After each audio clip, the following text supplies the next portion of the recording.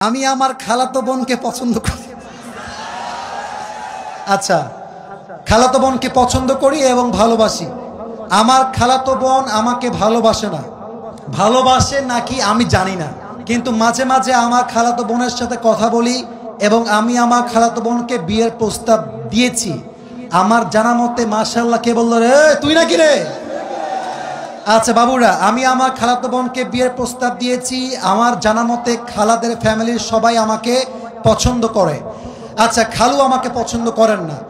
আমি আমার বাড়ি থেকে প্রস্তাব দিয়েছি, তারা বলছে আমার খালাতো বোন তাকে মাওলানা পাস করে, বাবারে বাবা, মাওলানা পাস করিয়ে বিয়ে দিবে, কনফার্ম জান্নাতি। মাশাআল্লাহ, আমি তো চাচ্ছিলাম এখনই বিয়ে করি। আমার জানা মতে আমার খালাতো বোন রাজি। এখন মূল কথা হচ্ছে সে কি করবে, এই হচ্ছে তার মূল প্রশ্ন। সে আদৌ বিয়ে করবে নাকি করবে না। Even the most interesting matter is সে তার বয়স, ঠিকানা, কয় নাম্বার সন্তান, তার বয়স কত, মেয়ের বয়স কত, 14 গোষ্ঠী লিখে রেখে দিয়েছে এখানে। আচ্ছা, okay okay, let me share with you one thing. আমি কোনো বিরক্তিকর কথা আপনাদেরকে বলতে চাই না। দেখেন, 1.5 ঘন্টা এতগুলো হাদিস বললাম, এত ঘটনা বললাম, আয়াত বললাম, তাওয়াক্কুল বললাম। দেখবেন, মাইন্ড করবেন না, এগুলো বেশি একটা ভাইরাল হবে না। এই যে প্রশ্ন পড়লাম, এইটাই কালকে কয়েক কোটি মানুষ দেখে ফেলবে। তার মানে বাঙালি ভালো জিনিস খায় না, যত আউল ফাউল সব বাঙালিরা খায়, ঠিক কিনা বলে? তবে যেহেতু সে প্রশ্ন করেছে, উত্তর দিচ্ছি। প্রথম কথা হচ্ছে, বিয়ের বয়স হয়েছে, বাপ মাকে বুঝাবা প্লিজ, মুঝে শাদি করনা है। ভালো ভালো বলছি, বিয়ে দিয়ে দাও।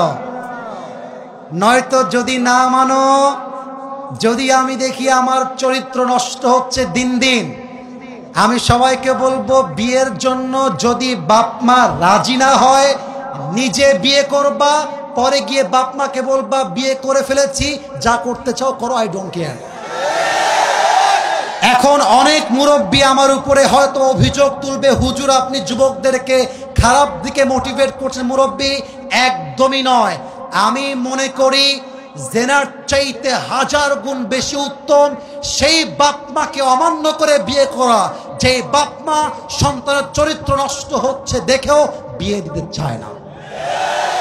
তুমি আমার বাপ, তুমি আমার মা, তুমি দেখতেছো দিন দিন আমি মেয়েদের নেশায় আসক্ত হচ্ছি, আমি পার্কে যাচ্ছি, আমি প্রেম করতেছি, মেসেঞ্জারে, হোয়াটসঅ্যাপে, হোয়াট এভার ইট ইজ, আমি নষ্ট হচ্ছি। তুমি মা হয়ে যদি আমার দায়িত্ব নিয়ে না বোঝো, বাপ যদি আমাকে না বোঝে, কাউকে দরকার নাই, আমি ইমামকে নিয়ে বিয়ে করে ফেলবো যুবক ভাইরা। এটা বাধ্য হয়ে বললাম। কেন বললাম? আজকালকার সমাজে প্রেম করা সহজ, বিয়ে করা কঠিন হয়ে গেছে। যখন বিয়ে করতে যাবেন, বলবে না যে বাবা তুমি কি নামাজ কালাম পড়ো, আগেই একটাই প্রশ্ন, तुम पैसे कितने कमाते हो पहले मुझे ये बताओ।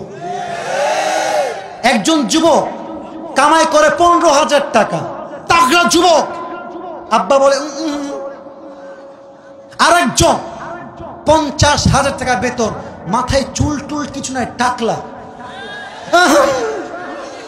আরে এটাই দরকার আমার যুবক ভাই, আছে না নাই? এক বাপকে যুবক বলছে, আব্বা জান এই মেয়েটাকে কার সঙ্গে বিয়ে দিলেন, इसके सर पे तो बाल नहीं है। तो अब्बा बोलছে बेटा सर पे बाल नहीं है तो क्या हुआ, जेब में माल तो है ना।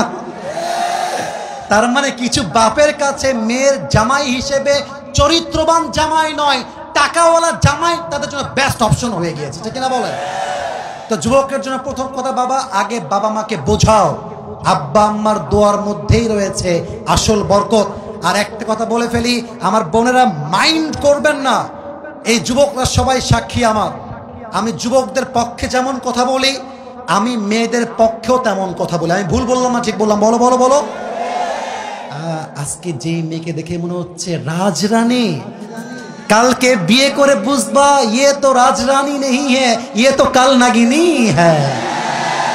মেয়েদের ভালোবাসা বাঁচতেও সময় লাগে না, রূপ পাল্টাইতেও সময় লাগে না।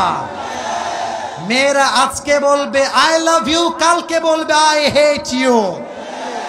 ইভেন আজকালকার মেয়েদের কাছে ভালোবাসার চাইতে, অনেস্টির চাইতে, চরিত্রের চাইতে বেটার অপশন মেয়েদের কাছে বেশি দামি হয়ে গিয়েছে।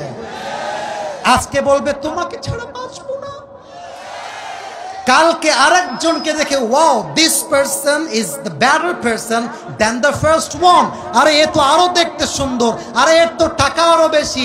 প্রথম জনকে বলবে জান আমার না বাড়িতে কেউ মানছে না গো। এটার নাম হচ্ছে উপরে সদর ঘা, উপরে ফিটফাট ভেতরে সদর ঘা। অতএব বাবু যাকে বিয়ে করছো একটু ভেবে চিন্তে করো। আজকালকার মেয়েরা বোরকা পরলে কিন্তু দিনদার হয়ে যায় না। যত পার্কে মেয়েরা প্রেম করে বেড়ায় তার 80% মেয়েরা বোরকাওয়ালিরাই প্রেম করে বেড়ায়।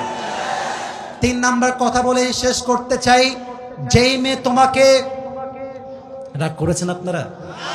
আচ্ছা আমি কি বানাই ভুল কোন কথা বলেছি প্রিয় ভাইরা? আচ্ছা আমার দিকে একটু তাকাই বলবেন এটা আমার মুখে কি? ডানে আওয়াজ বামে আওয়াজ নেই, এটার নাম কি? দাড়িতে আমাকে অসুন্দর লাগতেছে, আনস্মার্ট লাগতেছে, খ্যাত লাগতেছে। অনেক মেয়ে বলে দাড়িওয়ালা নাকি খ্যাত। আমি একটা কথা বলেই ফেলছি, যাদের দাড়িওয়ালা পছন্দ না এই সমস্ত মেয়েদের জন্য বিটিএস এর হিজরা ছাড়া পারফেক্ট অপশন আমার কাছে না। আরে যেই মেয়ে আমাকে দাড়ির জন্য বিয়ে করতে চাইবে না, সোজা কথা বুকের দাপট নিয়ে বলবো সে আমার বাড়ির বউ হওয়ার যোগ্যতাই তো রাখে না রাজবাড়ির। যে আমাকে নবীর সুন্নাহ দেখে বিয়ে করবে, welcome in my life, I will be with you forever, I will be there for you no matter what. তুমি আমাকে নবীর জন্য ভালোবাসবা, আল্লাহর জন্য ভালোবাসবা, অ্যাকসেপ্টেড।